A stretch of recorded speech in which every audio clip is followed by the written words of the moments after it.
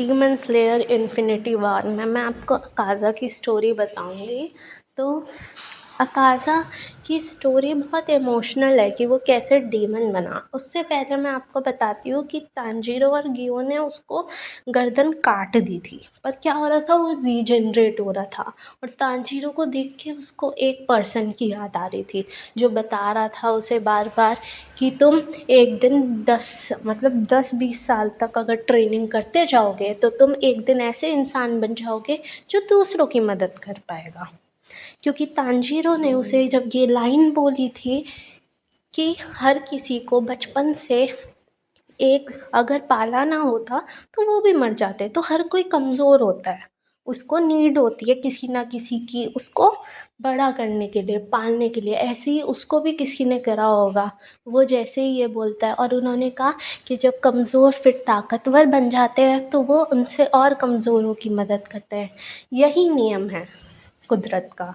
तो वो उसे जब ऐसी बात बताता है तो उसे अपनी फिर मास्टर की बातें याद आ जाती हैं। तो यहाँ से शुरू होती है उसकी प्रीवियस स्टोरी। जब वो डीमन नहीं था, एक इंसान था, वो अपने पापा की हेल्प किया करता था क्योंकि वो बहुत बीमार थे और उनकी दवाइयाँ बहुत महंगी थी, इसलिए वो चोरी करता था ताकि वो उन्हें बचा सके। तो वो जब भी चोरी करता था तो लोग उससे मारते थे कि तुमने चोरी करी, एंड वो जितना ही बार भी पिट ले वो दोबारा करता था। तो एक दिन उसके पापा ये देख के खुद को मार लेते हैं, और फिर अकाज़ा सोचता है कि मेरे पापा ज़िंदा नहीं है तो तुम सब क्यों ज़िंदा हो, तो वो बाकी लोगों को भी मारना शुरू कर देता है।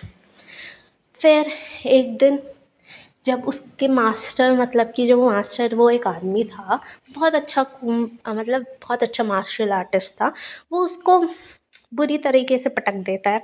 तो एक तरीके से वो कहता है कि मैंने तुम्हारी हेकड़ी निकाल दिया। तो फिर वो उसे अपने घर ले जाता है।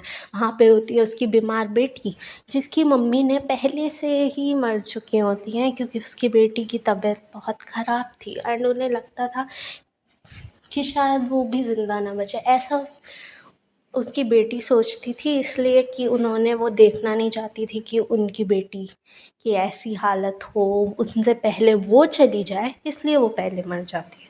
तो अकाज़ा उसकी देखभाल करने से पहले उसके पिताजी से पूछता है कि आप मेरे जैसे को अपनी बेटी की सेवा के लिए रखेंगे। तो वो कहता है तुमने थोड़ी देर पहले देखा नहीं तुम्हारी हेकड़ी कैसे निकाली मैंने। तो फिर वो उसकी सेवा करना शुरू कर देता है, वो उसका बहुत ध्यान रखता है। एंड वो लड़की चल फिर नहीं पाती है, वो बहुत बीमार होती थी। तो धीरे धीरे टाइम जब बीतता है, एक दिन वो लड़की ठीक हो जाती है क्योंकि अकाज़ा को उम्मीद थी कि वो लोग फायरवर्क्स यानी कि आतिशबाजी साथ में देख पाएंगे, जबकि उस लड़की को उम्मीद नहीं थी कि वो ज़िंदा रह पाएगी। इसलिए उसने सोचा था कि उसकी माँ ने भी यही सोचा था कि वो नहीं रह पाएगी। बट एक दिन वो ठीक होती है, अपने पैरों पे और चल पाती है। तो एक दिन उसके पिताजी, जो उसको भी मार्शल आर्टिस्ट सिखाते थे अकाज़ा को, वो कहते हैं कि उसकी बेटी को वो पसंद है ना। तो वो कहते हैं ऐसा, तो अकाज़ा एक्सेप्ट कर लेता है कि हाँ वो अब से उसकी हमेशा रक्षा करेगा, उनका हमेशा ध्यान रखेगा, उसको हमेशा प्रोटेक्ट करेगा, बचा के रखेगा। तो क्या होता है, बाद में अकाज़ा जब बाहर जा रहा होता है लकड़ी काटने, तो देखता है कि मास्टर और उनकी बेटी की डेथ हो चुकी है क्योंकि लोग जहर मिला देते हैं। फिर वो सबको मारना शुरू कर देता है। एंड फिर आता है ममज़ान और वो उसको भी डीमन बना देता है। तो ऐसे अकाज़ा डीमन बन जाता है। तो अब वो रीजनरेट हो रहा था, तो उसकी वही दोस्त जो वो लड़की थी वो पूछती है तुम बस करो, मतलब वो उसे रोकती है। वो कहती है कि तुम ऐसा क्यों कर रहे हो। तो वो कहता है तुम्हारी क्या वजह है। तो वो कहता है मैं और स्ट्रांग होना चाहता हूँ ताकि मैं अपने पापा की दवाई ला सकूँ।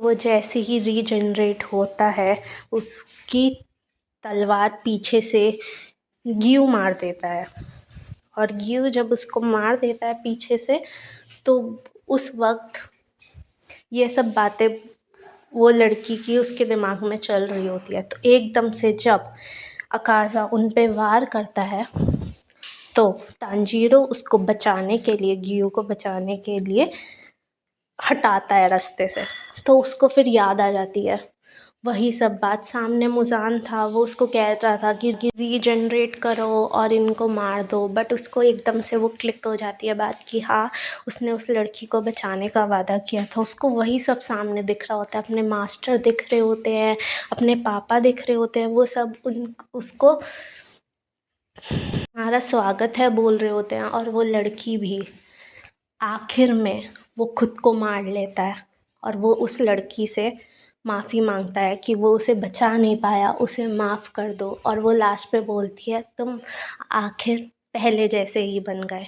तो ये थी हमारी अकाज़ा की स्टोरी डीमन बनने की। तो इससे हमें ये देखने को मिलता है कि इंसान को रियलाइज़ होना कि वो क्या कर रहा है वो बहुत ज़रूरी है। उसे अपनी पास्ट की बातें याद नहीं थी, पर जैसे ही उसे वही सब याद आ जाता है, वो दोबारा से डीमन से इंसान बन जाता है।